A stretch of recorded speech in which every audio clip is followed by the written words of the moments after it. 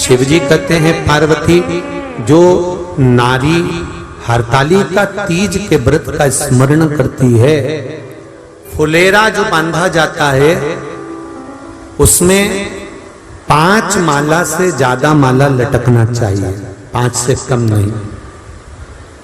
कितनी?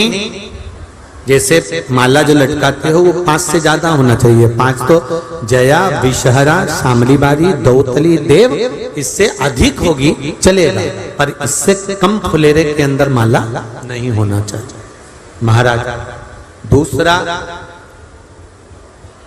फुलेरा जहां हरतालिका व्रत हो वहीं पर बांधा जाता है। हरतालिका तीज का व्रत एक ऐसा व्रत होता है जो मरते दम तक रहता है।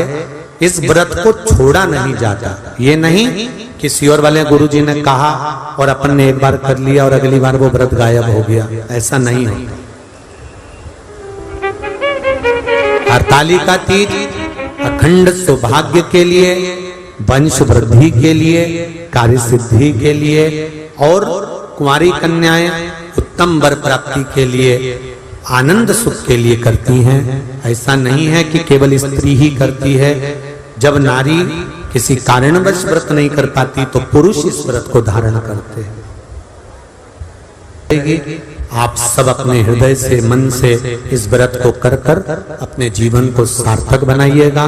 जो करते हैं, कितने लोग करते हो? जरा हाथ उठाइए। हरतालिका तीज इतने सारे करते हो? अरे वाह वाह, कर लो, प्रणाम प्रणाम, आपको बहुत बहुत नमन करता हूं, बहुत बहुत सारा। फुलेरा बांधते हो? नहीं, अब की बार बांधना। मंदिर में करते हो तो मंदिर में, घर में करते हो तो घर में। फुलेरा वंश की वृद्धि करता है, फुलेरा अखंड सौभाग्य देता है, फुलेरा मन की कामना को पूर्ण करता है। जो बेटियां जिनका विवाह नहीं हो रहा हो या बेटे जिनका विवाह नहीं हो रहा हो, वो 7 स्थान पर कहीं फुलेरा बंधा हो तो फोन लगाकर पूछना कहाँ बंधा है, वहां का दर्शन करने। एक फूल में हल्दी कुंकू लगाकर शिव जी को चढ़ाकर फिर वहां से जाना। 7 स्थान के फुलेरे का दर्शन अवश्य करिएगा। जो व्रत नहीं करते हैं उनसे निवेदन है, कहीं हरतालिका हो रही हो तो वहां बैठकर अगर भजन हो रहे हो तो थोड़ी देर भजन गाने चले जाना। अपने मोहल्ले में, कॉलोनी में, सोसाइटी में कहीं हरतालिका तीज का व्रत हो रहा हो तो 2-4 मिनट जाकर दर्शन जरूर करना, जिससे भोलेनाथ आपका अखंड सौभाग्य करे और आपके मन की कामना पूर्ण करे। बाबा सब कार्य सफल करे। जो किसी रोगवश है, कोई बीमारी वश है, तो फुलेरे का दर्शन अगर मंदिर में करते हैं तो बेलपत्र अवश्य समर्पित करें।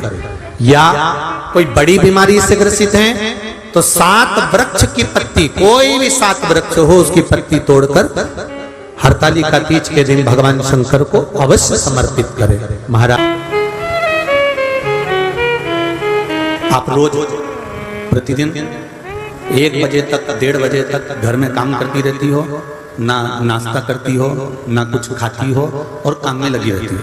समझना जरा बहुत अच्छे से।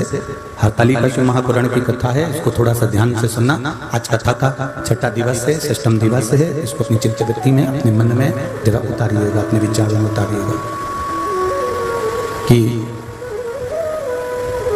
प्रतिदिन आप रोज 1 बजे तक, 1:30 बजे तक, 2 बजे तक काम में लगी रहती हो, ना भूख लगती है ना प्यास लगती है।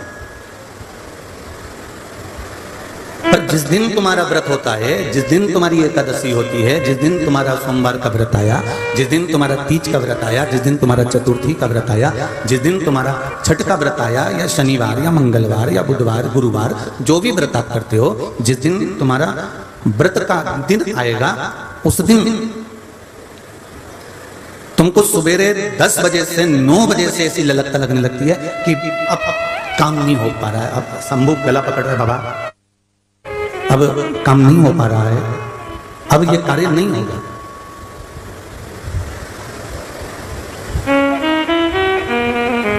अब तो कुछ मुझे थोड़ा ना थोड़ा एनर्जी के लिए लेना है, थोड़ा ना थोड़ा मुझे आना है, थोड़ा ना थोड़ा मुझे खाना ना थोड़ा मुझे प्राप्त करना है। कुछ ना कुछ मुझे ग्रहण करना ही पड़ेगा। वैसे 2 बजे तक, 1:30 बजे तक, 2:30 बजे तक, 12 बजे तक आपको भूख नहीं लगेगी, पर जिस दिन तुम सत्कर्म की ओर बढ़ोगे, जिस दिन तुम भजन की ओर बढ़ोगे, जिस दिन तुम व्रत और साधना की ओर बढ़ोगे, जिस दिन तुम परमात्मा की ओर अग्रसर हो रहे होगे, उस दिन तुम्हें इंद्रियां सताने लगेंगी। हमारी जो 5 कर्मेंद्रिय है, हमारी जो 5 ज्ञानेंद्रिय है और एक मन, ये 11 इंद्रियां हमको वशित करने का विचार करती हैं।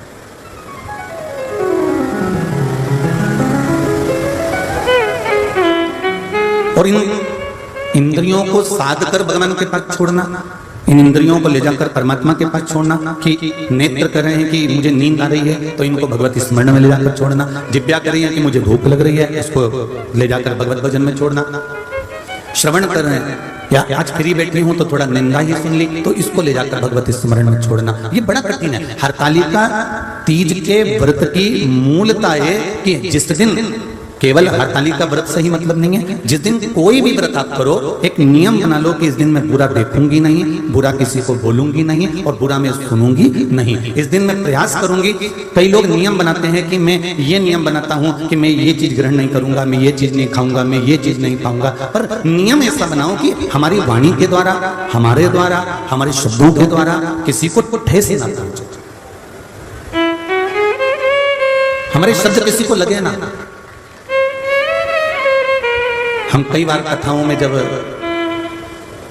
चाहे कथा पंडाल के कार्यकर्ता होते हैं, चाहे सीहोर के कार्यकर्ता होते हैं कुबेरेश्वर धाम के, हम सबको, और आपने व्यासपीठ से हमारे मुंह से सुना भी होगा, हम सबको एक बात जरूर कहते हैं कि देखो काम बने तो करो, तुम्हारे शरीर से बने कि मैं ये कर सकता हूं कार्यकर्ता बनकर तो करो, पर निवेदन है कार्यकर्ता बनने के बाद किसी भी एक जीव से भी तुम्हारी वाणी से कोई ऐसा शब्द ना निकल जाए कि उसके हृदय को ठेस पहुंचे। तुम रोज मंदिर में दिया जलाओ, रोज मंदिर में अगरबत्ती लगाओ, रोज मंदिर में भोग लगाओ, उससे जितना फल नहीं मिलता जितना फल एक व्यक्ति को, साधारण से व्यक्ति को मीठी वाणी बोल देने से प्राप्त हो जाता है, अच्छा बोल देने से प्राप्त हो जाता है। आप दिया नहीं लगा सकते मंदिर में जाके, मत लगाओ।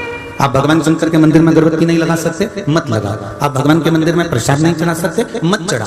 पर एक नियम जरूर बनाओ कि मेरी अपनी वाणी से, मेरे द्वारा, मेरी वाणी के द्वारा, मेरे द्वारा किसी को मैं अपशब्द नहीं कहूंगा, किसी का बुरा नहीं करूंगा, क्योंकि ये भी दिए लगाने के बराबर ही है, ये भी दीप लगाने के बराबर।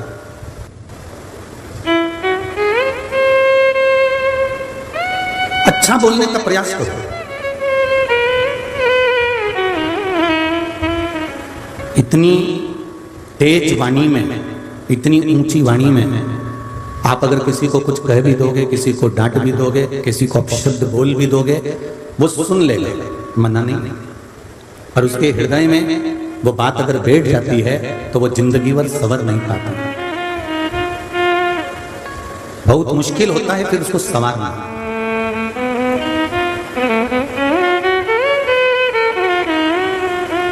सोमानी जी की यहाँ कथा थी परली बैजनाथ में। परली बैजनाथ की कथा के बाद ही यहाँ हिंगोली में कथा चालू हुई। वहाँ कथा पूरी करने के बाद में, जब चौथे दिन की कथा थी और पूरी कर जब हम पंडाल में से सोमानी जी के घर गए तो नीचे गेट पर बहुत लोग खड़े हुए थे।